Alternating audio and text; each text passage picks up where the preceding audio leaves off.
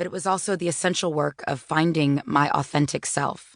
As I retraced the steps and missteps of my life, I began to stop avoiding memories that triggered emotional flashbacks, and I chose to embrace them as revelations. Each revealed a breadcrumb that I had dropped along the way, leading me further on my path to understanding who I truly am. Reading all these stories together, I wondered if I really was brave enough to share all of this. And then I remembered another quote I wrote down. This one comes from Carrie Fisher. Stay afraid, but do it anyway. So cheers. Here's to us being afraid and doing it anyway. Chapter 1. Ladies and gentlemen, Miss Pleasanton. It is a peculiar sensation, this double consciousness, this sense of always looking at oneself through the eyes of others, of measuring one's soul by the tape of a world that looks on in amused contempt and pity. One ever feels his two-ness, an American, a Negro, two souls, two thoughts, two unreconciled strivings, two warring ideals in one dark body, whose dogged strength alone keeps it from being torn asunder. W.E.B. Du Bois, The Souls of Black Folk. When I was in the second grade, my parents moved us from Omaha, Nebraska, to Pleasanton, California.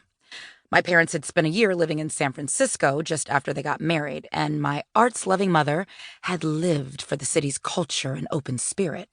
So when my father announced he was getting transferred to go back to the Bay Area, she rejoiced.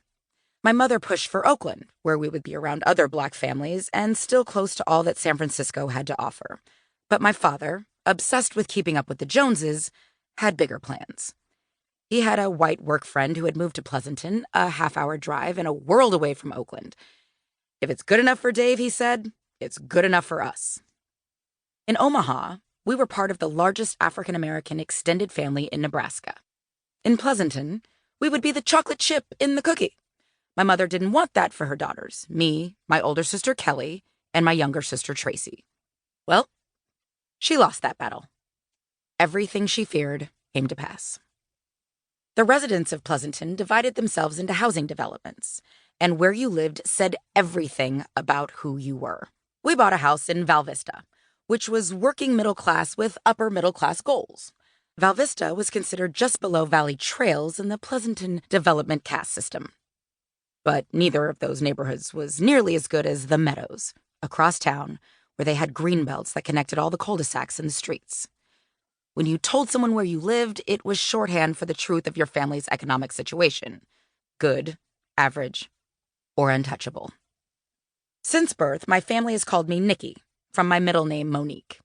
It took a little less than a year in Pleasanton for someone to call me nigger. It was during third grade recess at Fairlands Elementary, and it came from Lucas. He was one of the Latino kids bussed in from Commodorski, the low-income housing development. He rode with Carmen, Lori, and Gabrielle, or as everyone called them, the Commodorski kids. One day, Lucas decided my name made for great racist alliteration. "Nikki's a nigger," he said, pointing at me with a huge smile of revelation, like he'd found me in a game of hide-and-seek. For one day to my face, and who knows how many days behind my back, Nigger Nicky caught on like wildfire.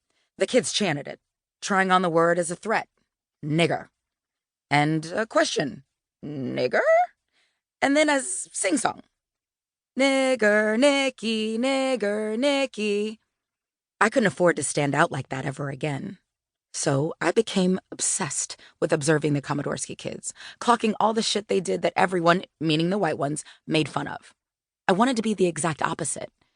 And I was clocking the white kids too, of course. I looked at them and thought, that's where I'm going to.